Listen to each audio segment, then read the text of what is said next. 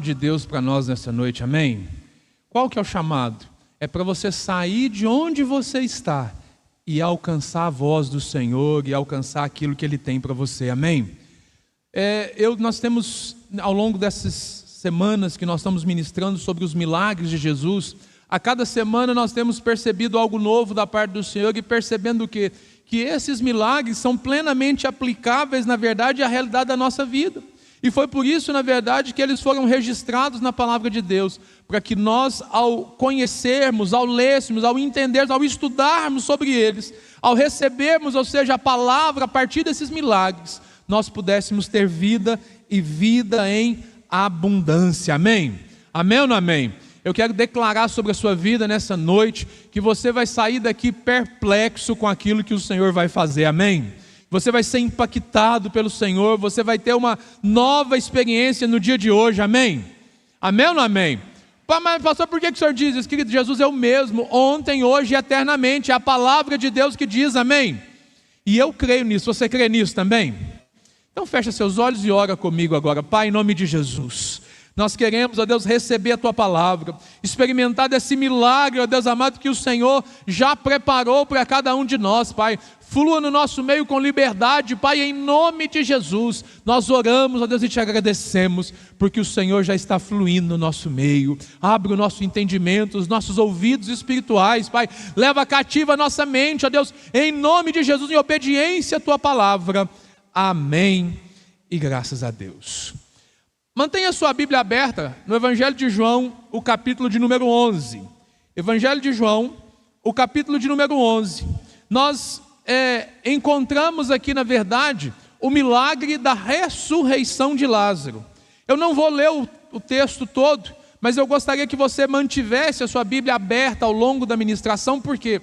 Porque nós vamos passear por todo esse capítulo. São 44 versículos e nós vamos aplicar ali alguns desses versículos à realidade para a nossa vida hoje, amém? E eu quero começar com o verso 43, que de fato é o momento, é o clímax desse milagre. O verso 43 do capítulo 11 nós encontramos: depois de dizer isso, Jesus bradou em alta voz: Lázaro, vem para fora. E o morto saiu com suas mãos e pés envolvidos em faixa de linho e o rosto envolto num pano. Disse-lhes Jesus: tirem as faixas dele e deixem-no ir. Aleluia! É o que o Senhor, na verdade, quer fazer nas nossas vidas. A gente poderia se questionar hoje aqui o seguinte: olha, quem é este que até os mortos lhe obedecem? Pastor Carlito Paz, ele faz um segundo questionamento, que confronta, na verdade, a nossa posição, e ele diz o seguinte: por que existem pessoas que ainda relutam em obedecê-lo? Se os mortos, ao ouvirem a palavra de Deus, ressuscitam, por que existem pessoas que ouvem a palavra, ouvem o Evangelho e resistem ainda em obedecer? Não se posicionam ainda. Percebe o seguinte: quando Lázaro, ele estando morto, ouviu a voz do Senhor, a vida entrou nele, a vida veio sobre ele. E aqui, na verdade, há uma chave para você pensar, que muitas das vezes as coisas não acontecem na sua vida exatamente porque os teus ouvidos estão tapados, porque você, na verdade, talvez está ouvindo a voz do Senhor, mas está endurecendo o seu coração, está sendo, na verdade, impedido e travado, na verdade, de receber o milagre, aquilo que Deus quer fazer por você, tão somente porque a consequência de ouvir o Senhor é obedecer. Eu ouço o Senhor e eu obedeço. Então, ou seja, eu preciso, na verdade, me posicionar e entender isso. Por quê? Porque essa é uma chave para que eu possa viver os milagres de Jesus. O que nós vamos perceber nesse texto, e voltando lá para o capítulo 11, o verso 1, nós vamos ver o seguinte: olha, havia um homem chamado Lázaro, ele era de Betânia, do povoado de Maria e de sua irmã Marta. Então nós vemos, na verdade, ou seja, que ele era amigo de Jesus. Essa família, na verdade, tinha um relacionamento todo especial com Jesus. Pelo menos 4 vezes ao ano, o Senhor passava na casa de Lázaro, passava em Betânia. É por isso que quando a gente lê o Evangelho, nós encontramos ali várias passagens falando sobre Betânia. Na verdade, são exatamente 12 passagens relacionadas com Betânia. Betânia, que é perto de Jerusalém. Existe, na verdade, uma outra Betânia também, que está um pouco mais distante, que está para além do Jordão. Mas essa Betânia que nós encontramos no Novo Testamento é a Betânia que está perto de Jerusalém. Por quê? Porque era um ponto de apoio, na verdade, para Jesus, para os seus discípulos, sempre que eles iam a Jerusalém. E aqui, na verdade, uma das chaves que nós precisamos entender é o seguinte: olha, mas qual que é o significado de Betânia? Quando a gente começa a estudar a Bíblia, a gente vai percebendo o seguinte: os nomes, eles têm significados que nos ajudam a compreender um pouco mais. Ou seja, há uma mensagem na Bíblia que está, na verdade, às vezes escondida no texto ali, que à medida que você vai estudando, que você vai buscando aquilo, vai trazendo mais entendimento. Betânia, na verdade, a tradução dessa palavra tem ali alguns significados: casa de Ananias, mas também casa dos pobres, também casa ou lugar de figos verdes. E na verdade, ou seja, há um lugar hoje em Jerusalém ainda, que um lugar que na verdade é visitado, e lá a história diz que é tido como se fosse a casa de Lázaro mesmo, essa casa, esse lugar de Betânia. Mas esse lugar hoje ele tem um nome diferente. O nome de Betânia, com o passar do tempo, foi mudado, e hoje o nome é Lazaria. Lazaria, por causa de quem? Por causa do Lázaro. Mesmo sendo um lugar onde que existem mais árabes, como se fosse um bairro árabe, nas regiões ali de Jerusalém, o nome da casa é Lazaria. Por quê? Por causa do que aconteceu na vida de Lázaro, perto do Monte das Oliveiras. É o lugar onde que os estudiosos dizem que na verdade foi onde o Senhor foi assunto aos céus. Então, ou seja, existe todo um significado, algo especial com esse lugar. E é nesse contexto, na verdade, que nessa noite nós vamos avançar para experimentar, na verdade, algo novo, para viver mais um milagre nas nossas vidas. Ou seja, é voltar os nossos olhos para isso e perceber o seguinte: hoje, Jesus tem algo sobrenatural para realizar na minha vida e na sua. Você crê nisso? Agora, com a sobrenatural ressurreição de Lázaro, que é o nosso tema hoje, que é o pano de fundo para tudo que nós vamos falar hoje, a nossa vida cristã, ela precisa, na verdade, a gente precisa observar alguns princípios. E o primeiro princípio que é importante nós percebermos é lembrarmos da sua humanidade. Ou seja, ao olhar para o milagre, para a vida de Lázaro, nós precisamos perceber que Lázaro era tão humano quanto eu e você somos. João, no capítulo 11, no capítulo 11, o verso 1, a parte B, diz o seguinte: que aconteceu que Lázaro ficou doente. Crentes cheios do Espírito Santo também ficam doentes. Nosso corpo físico, nós precisamos entender que nosso corpo, ele é matéria, ele é físico. E como corpo físico, ou seja, nós também estamos sujeitos, na verdade, a enfermidades. Lázaro era alguém que tinha intimidade com Jesus de uma forma que muitos não tinham, mas mesmo assim ele ficou doente. Ou seja, coisas ruins também acontecem com pessoas boas. Situações desagradáveis, o inevitável, aquilo na verdade que surpreende as nossas vidas, pode acontecer com qualquer pessoa. Ou seja, todos nós, isso está relacionado com o quê? Com a nossa, na verdade, humanidade. Nós cremos em milagres, nós cremos que Deus pode fazer, mas olha, pessoas normais, cheias do Espírito Santo, também podem passar por dificuldades nesses dias. Muitas das vezes nós somos levados a viver a nossa fé e imaginar uma fé que ela, na verdade, ela é complexa e ela é muito difícil de entender. E muitas das vezes nós começamos a nos julgar dizendo o seguinte: se realmente Deus estivesse comigo, eu não estaria passando por aquilo. E na verdade nós não percebemos que tudo o que acontece conosco há um propósito, amém? Ou seja, aquilo que estava acontecendo na vida de Lázaro, Lázaro não sabia, a família não sabia, mas Deus tinha um propósito, amém ou não amém?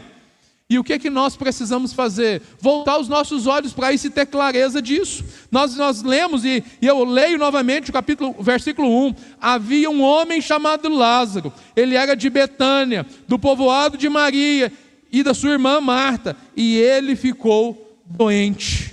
Infelizmente, ao longo dos nossos dias, nós ficaremos doentes. Nós enfrentaremos enfermidades, mas nós podemos confiar no Senhor. As nossas lutas, na verdade, ou seja, elas são uma grande oportunidade que nós passamos, na verdade, de muitas das vezes provar a nossa fé, de muitas das vezes, na verdade, investir na nossa vida com Deus. A humanidade, ela revela essa carne, essa natureza humana, essa realidade, ou seja, espiritual, essa realidade natural, que ela é também influenciada pelo sobrenatural, ou seja, apesar de sermos pessoas naturais, o sobrenatural, ele toca as nossas vidas. Eu preciso ter consciência do que eu sou natural, mas perceber que para além do natural está o sobrenatural. E eu tenho acesso ao sobrenatural a partir da minha humanidade.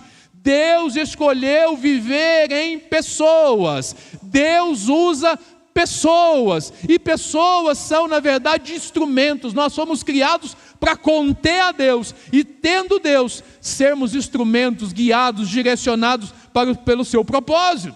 Nós vemos, na verdade, ou seja, que muitas das vezes o pecado e as dificuldades do nosso dia a dia nos tiram do foco, nos levam, na verdade, ou seja, a situações difíceis. Mas olha, em tudo nós podemos confiar no Senhor, amém? Agora, percebe o seguinte, a sua atitude, ou seja, como seres humanos, a forma como nós vivemos, na verdade, ela influencia em tudo que nós estamos vivendo.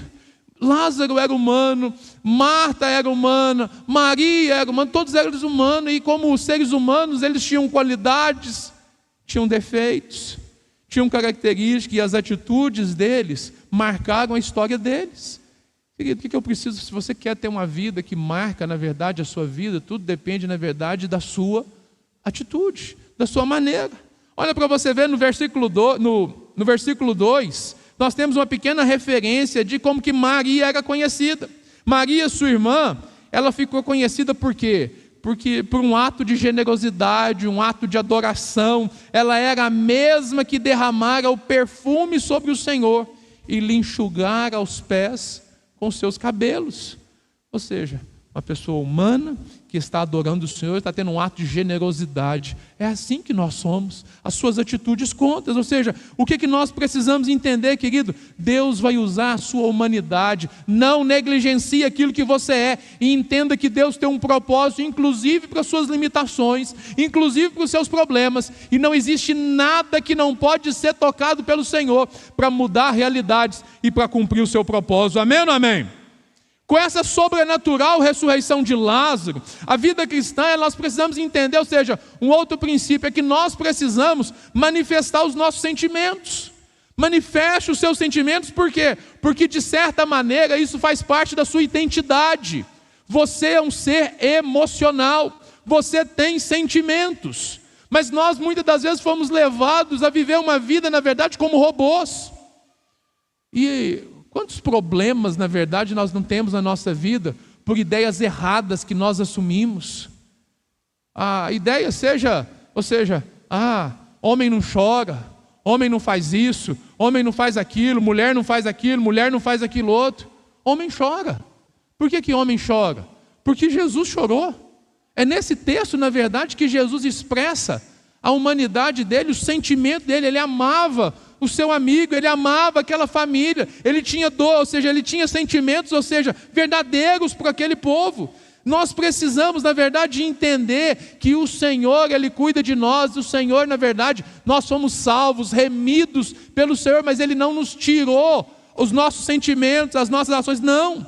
Na verdade, tudo isso é transformado pelo Senhor para dar cor no nosso relacionamento com Ele, amém? É nesse texto, no verso 35, que nós encontramos que Jesus chorou. As irmãs de Lázaro, verso 3. Então as irmãs de Lázaro mandaram dizer a Jesus: Senhor, aquele a quem amas está doente. E ao ter essa notícia, ele se entristeceu. E ao se entristecer, ele chorou. E aqui nós vemos, ou seja, o Senhor dos senhores, o Rei dos reis, o Todo-Poderoso, ao ter conhecimento, ao ter o entendimento que alguém que ele amava estava em sofrimento, ele chorou. Então, ou seja, expressar os seus sentimentos, ou seja, é algo na verdade que é bom, que põe para fora, porque às vezes você fica represando as suas coisas, na verdade, e isso na verdade vai montando um personagem, alguém que você não é. O Senhor quer te libertar de toda e qualquer amarra nessa noite, em nome de Jesus, para você ser aquilo que o Senhor te criou para ser, para você entender que Deus não errou com você. Deus não errou com você, Ele te criou na verdade, e olha, os seus defeitos, as suas limitações, querido, são oportunidades que Deus colocou na sua vida, para que Ele possa agir, para que o nome dEle seja glorificado através de você. Agora, para isso, olha, nós temos que viver esses princípios. O terceiro princípio, confie na soberania de Deus. Você precisa confiar que apesar das circunstâncias, apesar de você não entender tudo que está acontecendo, Deus está no controle, Ele é soberano, Ele está no controle de todas as coisas, mesmo daquelas coisas ruins, daquelas tranqueiras que acontecem na sua vida, mesmo quando a enfermidade bate na sua casa, o Senhor está no controle de todas as coisas, e Ele é poderoso para fazer infinitamente mais do que tudo que nós pedimos ou pensamos. Nós precisamos crer nisso e trazer essa realidade para a nossa vida. No versículo 4, acompanha comigo aí, o texto diz: ao ouvir isso, Jesus disse, esta doença não é para a morte, é para a glória de Deus, para que o Filho de Deus seja glorificado por meio dela. Ou seja, Jesus ele confiava de fato na soberania de Deus. O que a gente precisa fazer, querido? Você precisa ter uma atitude de fé, você precisa crer. Nos piores momentos da sua vida, você precisa crer. Crer em quê, pastor? No governo de Deus, que Ele está no controle, que Ele está no comando sempre. Ah, pastor, mas não é possível, a coisa está tão ruim que eu não acredito que Deus está no controle. Querido, Ele está no seu trono e dele não se ausenta. Ah, mas coisas ruins, essa é a vontade perfeita de Deus? Querido, não. Existe a vontade perfeita de Deus, mas existe também a vontade permissiva de Deus. Deus permite algumas coisas acontecerem na verdade, ou seja, Ele nunca perde o controle. Mas há uma margem que muitas das vezes, ou seja, está relacionado com as escolhas que eu e você fazemos. Deus tem um propósito para a minha vida, tem um propósito para a sua vida, mas você ouve a palavra e você desobedece. Aí o que acontece? A consequência vem, porque aquele que planta, colhe. Mas o Senhor é um Pai amoroso, que Ele está sempre pronto, na verdade, no momento em que você cair em si, e se arrepender e voltar, Ele te receber de braços abertos para restaurar a sua vida e te colocar aonde Ele te chamou para ser. Mas o que acontece muitas das vezes? Nesses momentos de dificuldade, nesses momentos de luta, a nossa mente é atacada por pensamentos que dizem para você acabou, para você não tem jeito, para você agora, acabou, você perdeu todas as suas chances. Mas não é assim. Deus não desiste de você, amém? Você pode dizer isso, assim, eu sou amado. Diga assim, eu sou amado pelo Pai, e o Pai não desiste de mim. Aleluia, o Senhor, Ele é rei. Ou seja, e existe um reino que está, na verdade, sob o governo dEle. E esse reino, nós somos parte dele, amém? Agora, além disso, outro princípio que nós precisamos ter em mente, ter clareza na nossa vida, querido, em relação a essa nossa vida cristã, é crer de fato, creia no incondicional amor de Jesus. O que quer dizer isso? Amor incondicional é diferente do amor condicional. É muito fácil você amar as pessoas que fazem bem para você. É muito fácil, ou seja, nossa, eu amo a minha mãe porque a minha mãe me deu a vida, a minha mãe cuidou de mim, a minha mãe fez isso. É muito simples, porque você tem um motivo assim que é forte demais, ou seja, porque esse amor está relacionado àquilo que você recebeu. Agora, o que é o amor incondicional? Que ele não está vinculado a uma condição, ele ama. Muitas das vezes, ou seja, eu vejo essa relação do amor condicional do filho para com o pai. O filho ama a mãe, ama o pai porque entende e é grato por aquilo que recebeu. Agora, o pai ama o filho, não é por aquilo que o filho entrega, não é por aquilo que o filho faz, porque quantas das vezes os filhos nos decepcionam, quantas das vezes os filhos nos desobedecem, quantas das vezes os filhos fazem, aprontam e tudo, a gente fica assim, mas eu amo. E se nós, a Bíblia diz que sendo maus, sabemos dar boas coisas aos nossos filhos, quanto mais o nosso Pai, porque o amor dele é incondicional, ou seja, não está relacionado com a condição, não é pelo que eu faço, é pelo que ele é. Ele me ama, na verdade, é porque ele é amor. O amor dele, na verdade, ou seja, apesar de tudo que eu tenha feito na minha vida, nos meus 43 anos, tudo que eu fiz de errado na minha vida, apesar de tudo isso, ele continua me amando. E ele não se assusta. Eu vou viver não sei quantos anos, mas desses anos que eu vou viver, em alguns momentos pode ser que eu vou errar. Mas ele vai continuar me amando. Apesar disso, por quê? Porque o amor é incondicional. E o texto mostra para nós, ou seja, isso. Verso 5, Jesus amava Marta, a irmã dela e Lázaro. Ou seja, Jesus amava Marta, Maria e Lázaro. Jesus ama todos, inclusive aqueles que têm mais dificuldade, aqueles mais problemáticos, aqueles, na verdade, que são pessoas difíceis. E quando a gente olha para esse texto, a gente vai encontrar 3 tipos de pessoas aqui que são amadas pelo Senhor. 3 tipos claros: Marta, Maria e Lázaro. Marta é um tipo de pessoa. Maria é um tipo de pessoa. Lázaro é um tipo de pessoa. Quem que é? Maria. Maria são os amáveis. Maria é aquela pessoa assim amável que você gosta dela de graça. Você olha para ela, você gosta dela. Você nem sabe por que você gosta, você gosta. Ela faz coisas por você que você te surpreende. Você fala assim, gente, como que pode? Imagina, Jesus está lá e a Marta vai lá e derrama o perfume nele. Jesus tinha pedido isso? Não tinha. Ele foi lá e foi aquela atitude generosa, aquela atitude de amor, enxugou os pés de Jesus com os cabelos, ou seja, uma atitude de honra.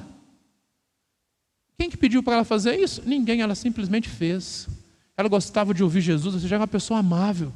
Eu tenho certeza que você conhece pessoas assim, que são amáveis, você gosta dela de graça. É fácil você gostar. Agora, tem outro tipo de pessoa. Por exemplo, tem a Marta. A Marta são aqueles agitados. Gente, como que eu sou Marta? Agitado, corpo um lado, corpo outro e tal, e quer fazer. Está ali parecendo um trator. Mas aqui é para fazer as coisas, é para desenvolver. Ou seja, Deus ama as pessoas que são assim, graças a Deus Ele ama. Ele ama os amáveis, mas ama também aqueles que são mais agitados. Eu sei que eu mato muita gente de raiva às vezes. O pastor já está me ligando de novo, não é possível. É que é muito amor, é um jeito diferente de amar, entendeu? É um jeito diferente, mas enfim. E às vezes assim acontece, tem pessoas que são agitadas demais. E você tem que falar assim, calma, Marta, calma, segura.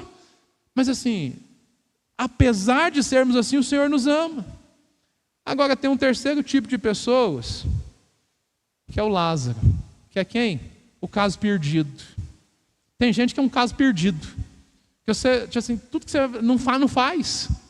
É uma espécie de Balaão, sabe? Que às vezes precisa ouvir a mula para falar, para ele ver se ele obedece. O Senhor fala. Você fala, se é possível ter que usar uma mula para falar. Assim, é empacado. É um caso perdido. E às vezes a gente fala assim, gente, você conhece pessoas que são assim, não conhece? Que por mais que você tente ajudar, faz que não tem jeito. A pessoa mesmo, ou seja, está morto. Está morto.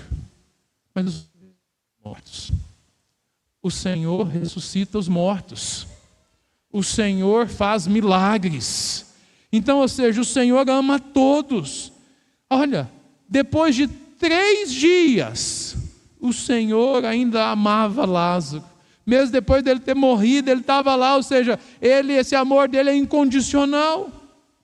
É um amor que é mais forte que a morte, amém? Nós precisamos entender isso. Olha, Deus nos ama, confiar nesse amor de Deus sobre as nossas vidas. Além disso, nós precisamos ter uma sensibilidade para mudar também a nossa agenda, a nossa maneira de ser. Jesus estava numa situação lá e ele foi sensível. Verso 6. No entanto, quando ouviu falar que Lázaro estava doente, ficou mais 2 dias onde estava. É preciso que a gente tenha sensibilidade para lidar nos diferentes momentos em que nós estamos envolvidos. E nós vemos que Jesus, na verdade, ele é o padrão para nós. Não há dúvida que ele amava Lázaro. Quando ele ficou sabendo, ele ficou triste, mas ele ainda esperou. Agora, até quando esperar depois de uma notícia ruim? Porque às vezes, ou seja, a notícia ruim vem e a gente começa, na verdade, a agir na loucura. A gente começa a fugir dos valores, fugir dos princípios. Por quê? Porque chegou uma notícia ruim, eu tenho que resolver do meu jeito. Eu preciso, na verdade, ter clareza e entender o seguinte: olha, por mais que a notícia seja ruim, Deus está no controle. E eu vou buscar no Senhor a melhor maneira de lidar com isso. Ou seja, nós precisamos priorizar as pessoas que a gente ama, os nossos relacionamentos mais profundos, mas entender o seguinte: Deus está no controle de todas as coisas, amém? Como dizia minha avó dizia: olha, Deus ainda está no trono, amém? Deus está no trono e dele não se ausenta. Então, ou seja, ele está lá, eu posso ficar tranquilo, mas eu preciso ter sensibilidade de saber o seguinte: olha, mas em que momento que eu vou agir?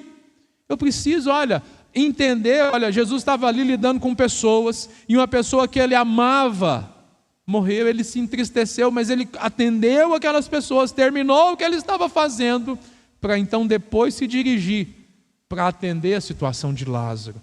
Pastor, o que é isso? É você ser sensível à direção de Deus. Nós aprendemos isso na palavra de Deus e vemos um exemplo disso, na verdade, com o povo de Israel no deserto. Deus estabeleceu lá uma coluna de fogo e uma nuvem. E na verdade, ou seja, o povo, quando a nuvem parava, o povo parava. Quando a nuvem andava, o povo andava. Ou seja, é ter sensibilidade para os movimentos de Deus e agirmos conforme Ele nos direcionar. Mas para isso é necessário a gente crer na soberania dEle, no poder dEle, que Ele está no controle. Por quê? Porque quando a notícia ruim chega, eu quero resolver aquilo de uma vez. Eu quero pegar aquela batata quente lá e resolver. E às vezes Deus quer fazer algo maior. Queridos, a gente precisa entender que Deus tem um propósito para cada coisa, amém? Pastor, mas como é que eu faço, querido? Eu observo esses princípios. Eu preciso ter sensibilidade para mudar aquilo que for necessário, mas eu preciso também ter consciência que eu preciso andar sempre na luz. Eu preciso andar na luz, é andar sendo direcionado por Ele. Verso 7 do capítulo 11. Depois ele disse aos seus discípulos: vamos voltar para a Judeia. Eles disseram: mestre, há poucos judeus tentaram apedrejar-te, e assim mesmo vai voltar? Respondeu Jesus: o dia não tem 12 horas? Quem anda de dia não tropeça, pois vê a luz do caminho. Quem anda na luz não tropeça. O verso 10 vai dizer: quando anda de noite, tropeça, pois nele não há luz. A palavra de Deus é lâmpada para os nossos pés e luz para o nosso caminho. É por meio do conselho de Deus, da palavra de Deus, do entendimento de Deus, que eu vou saber me guiar e me direcionar em relação àquilo que eu tenho que fazer, aquilo que eu vou fazer. Ou seja, o que eu preciso fazer? Eu preciso trazer para a cruz. Traz para a cruz que virá a luz. Quando eu volto para o Senhor, quando eu volto para Jesus, eu sou iluminado por Ele. Eu sou direcionado por Ele, é isso que eu preciso entender. Eu estou passando um momento de dificuldade, eu estou passando um momento de luta, eu estou passando... Querido, vá para a cruz, vá para Jesus, vá para o Senhor, se volte os seus olhos para Ele. Por quê? Porque Ele está no controle de todas as coisas e Ele é capaz de preparar você para vencer essa batalha, para vencer essa luta. Ele é a resposta. Mas para isso, querido, andar na luz é uma escolha. É uma escolha. Porque você pode andar segundo o seu próprio entendimento, do seu jeito, da sua forma de pensar, e normalmente isso vai te conduzir para onde? para as trevas. Não ande segundo o seu próprio entendimento, não, ande na luz, porque na luz nós conseguimos enxergar, ou seja, não vamos tropeçar, amém? O Senhor há de nos conduzir. Você crê nisso, querido? Além disso, há mais alguns princípios, e o sétimo princípio é: esteja sensível à dor das pessoas. Nós vamos experimentar o milagre quando nós formos sensíveis de fato à dor das pessoas. Verso 11: depois de dizer isso, prosseguiu dizendo-lhes: nosso amigo Lázaro adormeceu, mas vou até lá para acordá-lo. Seus discípulos responderam: Senhor, se ele dorme, vai melhorar. Jesus tinha falado de sua morte, mas os seus discípulos pensaram que ele estava falando simplesmente do sono. Então ele lhes disse claramente: Lázaro morreu, e para o bem de vocês, estou contente por não ter estado lá, para que vocês creiam, mas vamos até ele. Isso que parece confuso. Eu estou contente porque eu estou com vocês, mas eu estou triste porque o meu amigo morreu. Mas eu estou com... Gente, mas que história é essa? Que maluquice é essa? Querido, Jesus, ele se importou sim com a morte do Lázaro, mas ele agiu de acordo com a direção que o Senhor deu a ele. Ou seja, tudo ficou bem claro. Ou seja, depois que a gente conhece a história e sabe que ele vai ressuscitar, sabe do processo todo, mas os discípulos estão vivendo ali, eles não têm o roteiro lá para eles verem o que vai acontecer, não. E aquilo gera confusão, aquilo gera, na verdade, uma impaciência. Mas olha, Jesus ele usava muitas das vezes o recurso de parábolas exatamente para ilustrar isso, ou seja, era um conhecimento, na verdade, que ele usava algumas ilustrações para mostrar, na verdade, princípios valiosos para a vida. O Lázaro morreu, ele diz para os discípulos que ele adormeceu, mas que ele vai acordar. Como os discípulos, na verdade, entenderam de maneira literal, ele pegou e falou assim: não, ele morreu mesmo, eu estou falando de morte, mas ele vai acordar, ele vai ressuscitar, e eu estou contente, por quê? Porque vocês estão aqui, e vocês vão ter experiência, vocês vão ver o que o Senhor vai fazer, amém? Então, ou seja, Jesus, na verdade, ele tinha clareza disso, mas é preciso que a gente entenda o seguinte: olha, nós estamos vivendo algumas situações, algumas realidades que nós não compreendemos, mas o Senhor sabe. Então nós precisamos confiar na palavra dele, no direcionamento dele, buscar nele, na verdade, a decisão para a gente poder agir. Além disso, a gente precisa entender a realidade das outras pessoas. Por quê? Porque nem todo mundo entende tudo do mesmo jeito. Eu estou ministrando a palavra aqui e acontece um milagre da pregação. Eu fico empolgado com isso. Por quê? Eu estudo, eu me preparo, eu me organizo e eu prego. Mas cada um que está ouvindo recebe de uma forma. Para uns, é só mais uma palavra. Tem aqueles que vai ser a encheção de linguiça. Infelizmente. Mas para alguns, é a palavra que vai transformar a vida deles. O que diferencia isso? É a forma como você lida com isso, é a forma que você ouve, é a forma como você recebe. E aqui a gente precisa entender que as pessoas têm realidades diferentes, e nós vemos isso nos discípulos. E o Senhor ama eles, explica de uma forma diferente, dá mais uma ilustração. Para quê? Para que todos possam ter a oportunidade de compreender. E é isso que acontece conosco. Alguns têm experiências sobrenaturais com Jesus no primeiro dia. Outros acham estranho, outros ficam meio travados, outros precisam, na verdade, de algo mais, de receber um pouco mais para então ter a sua experiência. E Deus sabe disso. O verso 16 nos mostra, olha, então Tomé, chamado Dídimo, Tomé era um homem de fé, amém? Ele só tinha uma fé diferente dos outros, mas ele cria. Era uma fé mais limitada, ele precisava ver, mas ele cria, ele não duvidava. Então, ou seja, olha o que acontece. O Tomé, chamado de Dídimo, disse aos outros: vamos também, para morrermos com ele. O que o Tomé está pensando? Senhor, nós vamos voltar para a Judéia, queria apedrejar o Senhor lá agora. o seu colega lá está doente, tudo, a gente lamenta e tudo, mas a gente vai para lá, eles vão apedrejar, vai todo mundo morrer também. Vamos desse jeito. Jesus ama, parece um caso perdido, não parece? Quantas vezes você não agiu assim também, hein? Quantas vezes eu não faço isso? Deus tem misericórdia de nós. Verso 17. O que aconteceu? Apesar dele ter dito para os discípulos, ele continuou, ele foi. Ao chegar, Jesus verificou que Lázaro estava no sepulcro. Havia 4 dias. Betânia distava cerca de 3 quilômetros de Jerusalém, e muitos judeus tinham ido visitar Marta e Maria para confortá-las pela perda do irmão. Ou seja, a gente fala 3 quilômetros, não parece ser tão longe, né?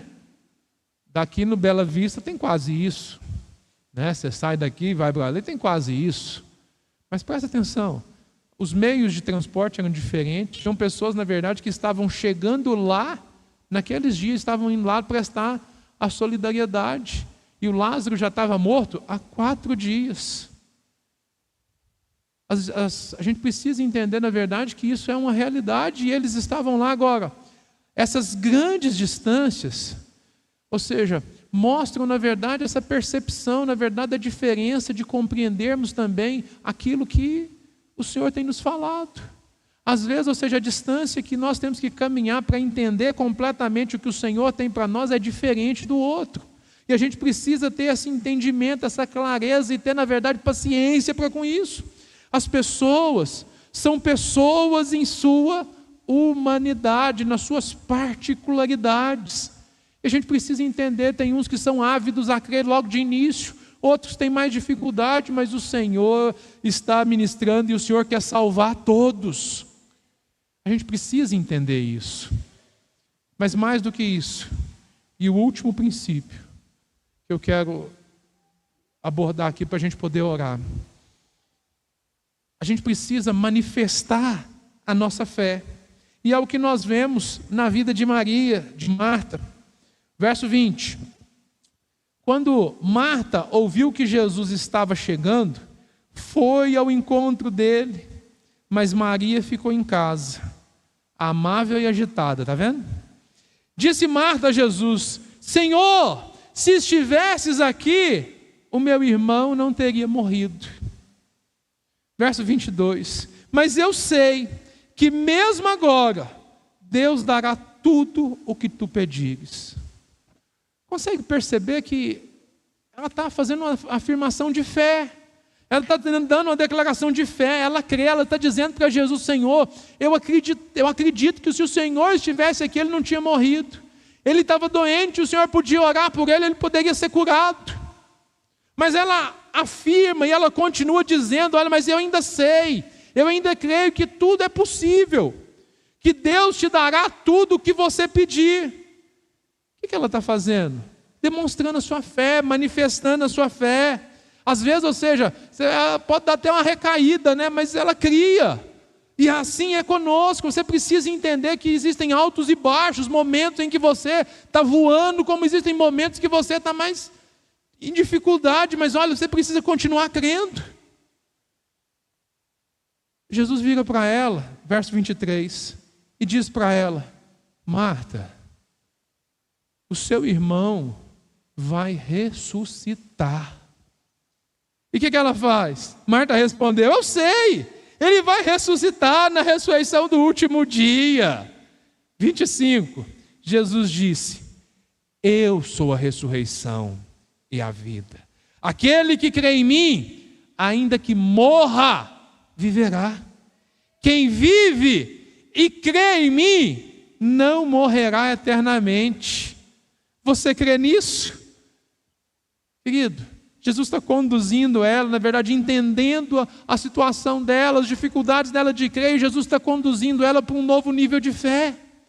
E o que eu estou fazendo nessa noite aqui, o que o Espírito Santo está fazendo conosco, na verdade, é conduzir a gente nesse caminho, ao ouvir a palavra e perceber o seguinte: olha, não acabou ainda.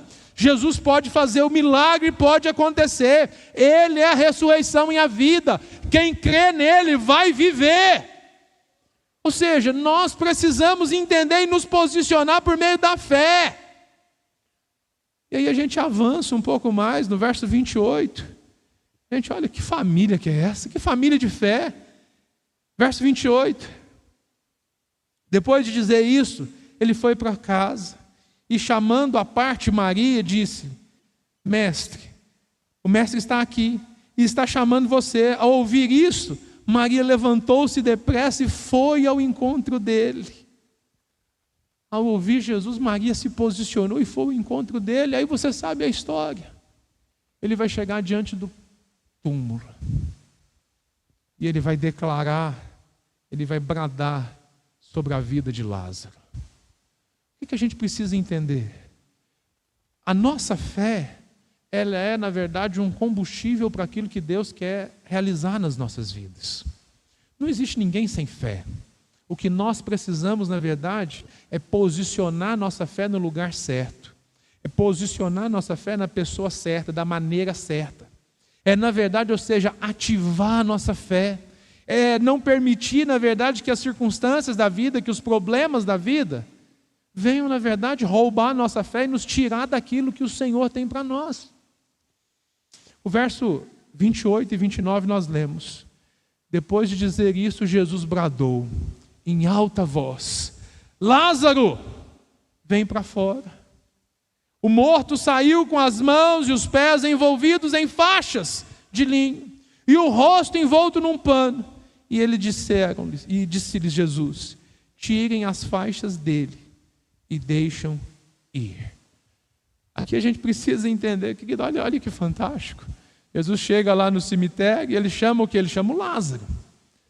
Porque se ele não chama Lázaro, o que ia acontecer? Todo mundo ressuscitava, ia ser um problema para eles, né? Imagina. Já imaginou? Ressuscitem, todos. Ele chamou o quê? O Lázaro. Por quê? Porque ele tinha um propósito com o Lázaro.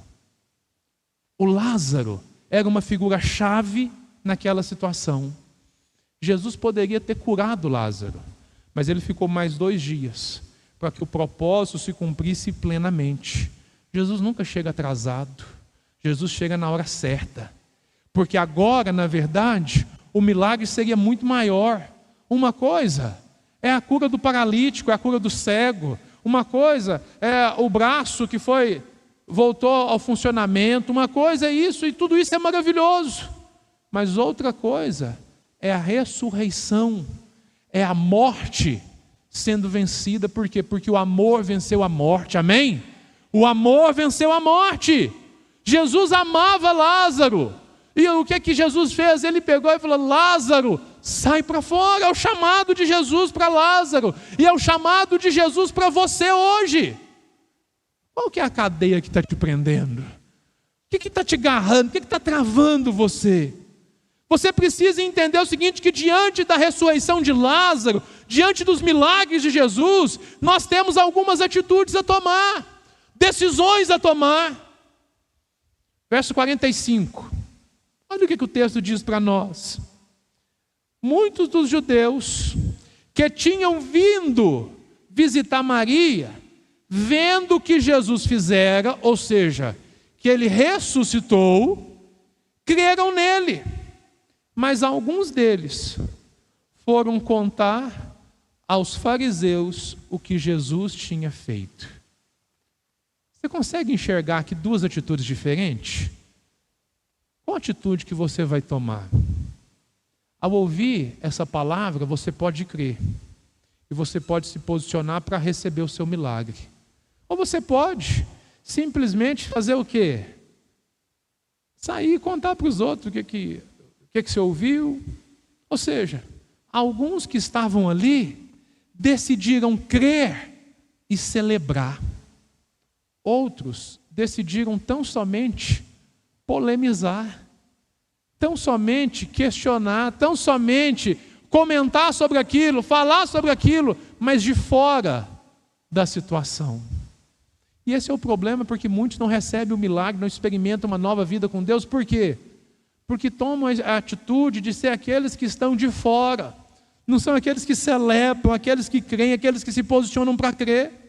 O verso 49, Então um deles, chamado Caifás, que naquele ano era o sumo sacerdote, tomou a palavra e disse: nada sabeis, não percebeis que vos é melhor que morra um homem pelo povo, e não que pereça toda uma nação?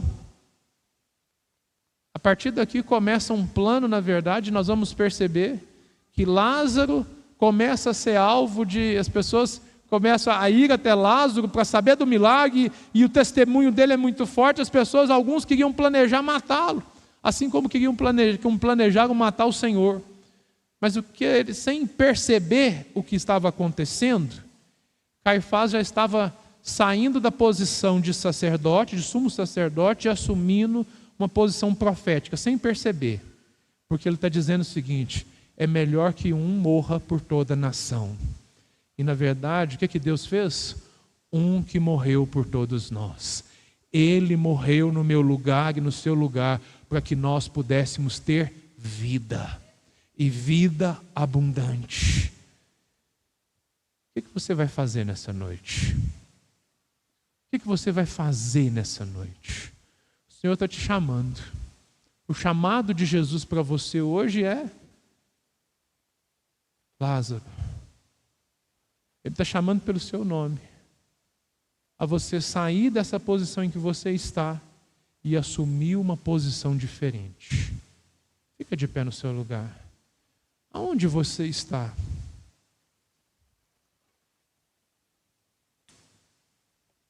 Eu não tenho dúvida que, assim como Lázaro, você é amado pelo Senhor. E toda essa palavra, todo esse tempo que eu ministrei, tudo que eu falei nessa noite, na verdade, era apenas para te chamar para experimentar um milagre.